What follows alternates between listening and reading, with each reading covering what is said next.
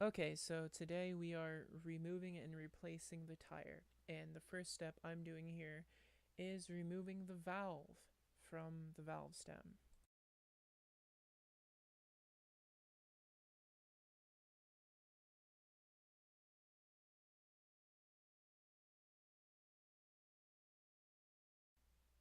And this is the valve that was removed. Okay, so the next step is to remove the tire from the wheel.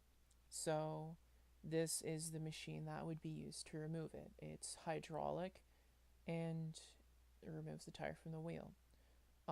While you're using it, you want to be careful that you don't hit the metal part here, because if you do, you could bend the wheel and make it unusable, and then the customer would have to get a new one.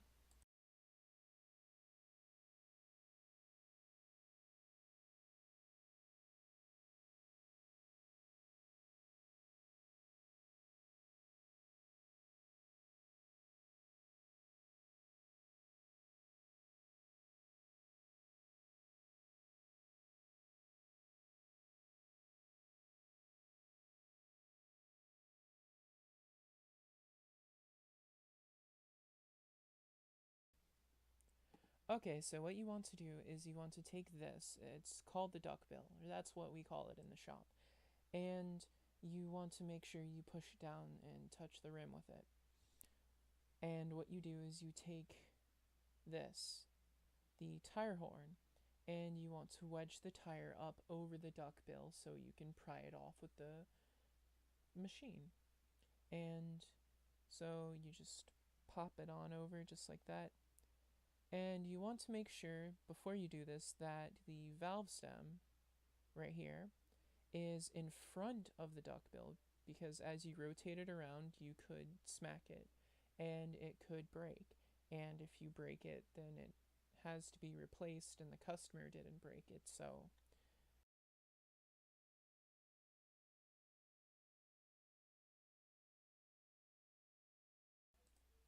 okay, you want to make sure that the duckbill is touching the rim, or you can have a mistake like this where you try to rotate it and it just doesn't go around.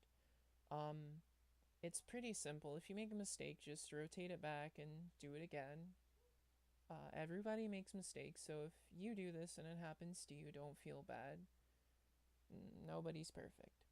So, this is why it's so important to make sure that the duckbill is flush with the rim. So, you see here, I adjusted it back to the correct depth and I tried it again.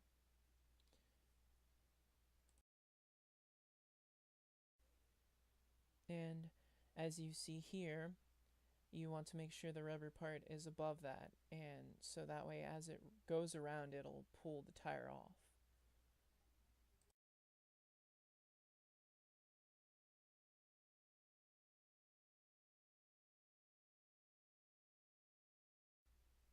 And once you have the bottom off, you just want to repeat that process with the other side of the tire.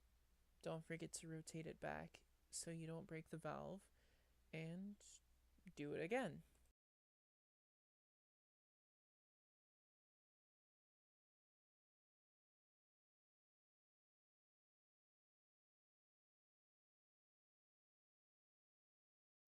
Okay, so now what you want to do before you put the tire on is you want to make sure you lube the tire up with some soapy water, some special tire lube, just so you don't tear the bead.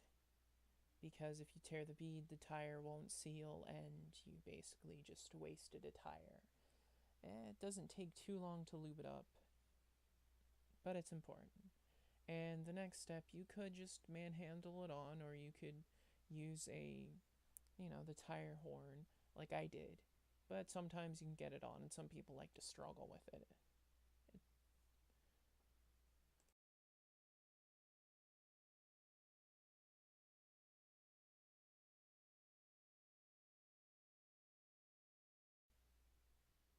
So, unlike the other time, when you're taking the tire off, you want this to be the opposite. You want the high end to be over the bill and the short end under here, and then you want to take the shoehorn tire horn and push it down to make sure it goes on all the way. And now I'm just pulling on it to make sure that the tire is seated good. And you want to go ahead and grab your pressure gauge and pressure the tire up to make sure that it fills. And after that's done, you just want to take the valve that I showed you earlier and screw it back in. And once you got that all together, your tire's ready to be put back on the car and you're ready to go. Alright, thank you for watching.